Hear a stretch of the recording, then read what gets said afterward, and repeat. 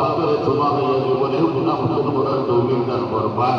আল্লাহ বানায় কাবার প্রচুর পাশে পাগলা দেওয়ানের মধ্যে চুপ করার তৌফিক দান করবান। আল্লাহ আমরা সবাইকে মকবুল হওয়ার উমরা করার তৌফিক দান করবান। ইয়া আল্লাহ আমরা যা চাইছি আল্লাহ চাইলাম না আপনার জানা আছে।